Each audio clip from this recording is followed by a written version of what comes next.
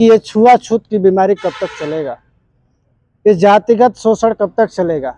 एक सुरक्षित आईएएस नहीं रह रहा है जो ईमानदार है, कर्मनिष्ठ है, उसकी पत्नी भी आईएएस रही है, उसके साथ जब ऐसा हो रहा है तो लोकल लोक जनता के साथ क्या हो सकता है, ये आप समझ लीजिए। ये सरकार की रहन स्वभाव, रवैया और शासन बेपनाह है, इसको शासन में रहने लायक नहीं है। मेरा नाम सियाराम जी है, मैं बसपा कार्यकर्ता हूँ, पूर्व जिला कार्यकारी सदस्य और पूर्व प्रत्याशी वार्ड नंबर 32 जिला पंचायत सदस्य। देखा जा रहा है कि आप दलित नेता भी हैं। इस तरह से पूरे देश में दलितों पर अत्याचार हो रहा है। जैसे में एक आईपीएस अधिकारी थे पूरन कुमार जी, उनके साथ जातिगत भेदभाव के चलते उन्होंने आत्महत्या या सुसाइड कर ली। क्या कहेंगे? मैं आज इस विषय पर पूरे भारत के जनता से और देश के शासन से मैं कह रहा हूं कि ये छुआछूत की बीमारी कब तक चलेगा, ये जातिगत शोषण कब तक चलेगा। एक सुरक्षित आईएएस नहीं रह रहा है जो ईमानदार है, कर्मनिष्ठ है, उसकी पत्नी भी आईएएस रही है, उसके साथ जब ऐसा हो रहा है तो लोकल लोक जनता के साथ क्या हो सकता है, ये आप समझ लीजिए। ये सरकार की रहन स्वभाव, रवैया और शासन बेपनाह है, इसको शासन में रहने लायक नहीं है। इनको तो जो देश में अत्याचार हो रहे हैं, हत्या बलात्कार हो रहा है, इस्तीफा दे देना चाहिए। लगातार ऐसी घटना हुई थी में अगर देखा जाए कि सर्वोच्च न्यायालय के मुख्य न्यायाधीश बीआर गवाई के साथ जूता फेंकने जैसा हरकत किया गया। देखिए, ये पहले से होता आया है। जब शिक्षा की जननी के ऊपर ही कीचड़ फेंका गया था, जब एक साड़ी दो दो साड़ी पहन के जाती थी और बीच में कीचड़ फेंक दिया जाता था, और शिक्षक जबकि शिक्षा दे के आती थी तो फिर फेंका जाता था। तो ये तो आज जो गवई साहब के साथ हुआ है, ये इतिहास में पहली बार नहीं दूसरी बार हो रही है। और मैं कह रहा हूं कि जागो भाई, ये देश में कब तक अत्याचार सहते रहोगे? दलितों के अत्याचार चरम सीमा पे चला जा रहा है। ये जो दलितों पर अतताई अत्याचार हो रहा है, बताइए, प्रधान न्यायालय जस्टिस गवई के ऊपर अगर जूता फेंक दिया गया तो इस देश में कुछ रह नहीं गया। लगातार दो आईएएस आईपीएस अधिकारी के सरकार में अत्याचार हो रहा है, दलित अधिकारी, क्या कहेंगे? पूर्ण रूप से भारत सरकार नहीं, ये पूरे देश जो सरकार चल रही है, दलित उत्पीड़न सरकार है। इसको नाम दे दीजिए दलित उत्पीड़न सरकार।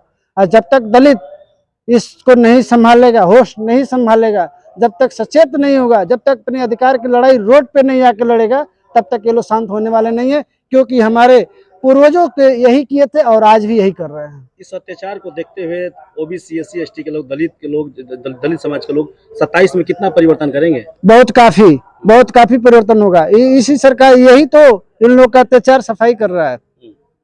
क्या लग रहा है कि बीएसपी के आप नेता हैं, बहन जी लौटेंगी 5वीं बार? एकदम 2007 के तर्ज 2027 में देखिए, 2000 अभी मान्यवर जो बहुजन समाज पार्टी के राष्ट्रीय संस्थापक जो है मान्यवर कांशीराम साहब के परिनिर्वाण दिवस 19वें परिनिर्वाण दिवस पर जो हम लोग थोड़ा सा झांकी दिखाए हैं, बहुत काफी परेशान हो गए हैं।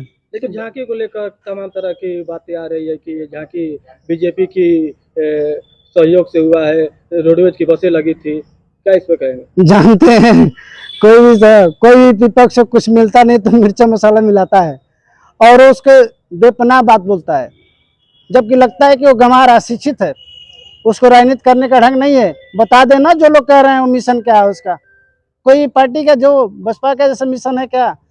मैं तो कह रहा हूँ कि जो ज्यादा जानकार हैं वो आकर पार्टी के मिशन पे डिबेट कर ले। वो अभी एक बोले हैं, उनको मैं मैसेज भी किया हूँ कि आकर डिबेट कर ले। मैं नाम नहीं लेना चाहता हूँ उनका, आप अगर नाम रखना चाहते तो रख ले, लेकिन मैं कहा हूँ कि जो आप बेपनाह बात बोल रहे हैं, ऐसे राजनीति करने वालों को बेपनाह बात नहीं बोलना चाहिए। अगर ज्यादा पढ़े लिखे हैं, ज्यादा बुद्धि है, आपकी पार्टी मिशन पर काम करे तो मिशन पर आके डिबेट कर ले, तैयार है। लखनऊ में भाजपा की भीड़ देखी गई, लाखों लाखों यहाँ पे उपस्थित से, क्या कहेंगे इसको लेकर? देखिए, ये भीड़ दलितों की भीड़ है, ये रोटी और चटनी लेकर घर से गए हैं, ये पैसे की भीड़ नहीं है। ये बिहार जैसे और गांव के और छोटे छोटे कर्मचारियों को पैसे देकर बुलाने वाली भीड़ नहीं है, ये दलितों की भीड़ है। अगर बहन जी, अभी तो परिनिर्वाण दिवस को बुलाया गया है, अगर जिस दिन ललकार दे देश में जगह नहीं मिलेगा और जो विपक्ष है पनाह नहीं मिलेगा रुकने के लिए, अच्छा, गठबंधन का दौर चल रहा है, एक तरफ इंडिया गठबंधन, एनडीए गठबंधन, क्या बहन जी 27 में अकेले अगर चुनाव लड़ती है तो कितना सफलता उनको मिलेगी? देखिए, कमजोर लोग गठबंधन करते हैं, हम लोग मजबूत हैं। हम्म, जो कमजोर लोग होते हैं उन लोगों को सहारा की जरूरत होती है। वो जो है, क्या है, लोहे की ठेंगरी और हाथ में डंडा लेके चलते हैं। हम लोग की कोई जरूरत नहीं है, क्या हम लग लोग रहा है कि दलित मजबूत है। 2007 में जो खेला हुआ था वो 27 में होगा? एकदम 100% होगा। लेकिन बड़ा एक चर्चा और भी है, निषाद समाज के जो सांसद हैं संजय निषाद और मंत्री ओम प्रकाश राजभर, हाल ही में अभी तबियत उनकी ठीक हुई है, लेकिन आए दिन गुणगान करते, अब तो ज्यादा गुणगान करने लगे बहन जी को लेकर। मंत्री ओम प्रकाश राजभर क्या कहेंगे? अभी उनको भाई तारीखों का पुल बांध रहे हैं वो। माननीय सुहलदेव पार्टी के राष्ट्रीय अध्यक्ष को मैं स्वस्थ होने की कामना करता हूं, और वो जो भी बोलते हैं उनके बातों में दम रहता है, और उनकी बात जो है वो सही कहे हैं कि अभी तो झांकी है, आगे और बाकी है। इसे इसे ये लग रहा है कि 27 में क्या एक मंच पे नजर आएंगे क्या ये पियरका चाचा और बाबू? ये तो कोई अभी पार्टी का संदेश हम लोगों को नहीं है, लेकिन अगर ऐसा होगा तो सब स्वागत है और हम लोग प्रफुल्लित होंगे। ठीक है।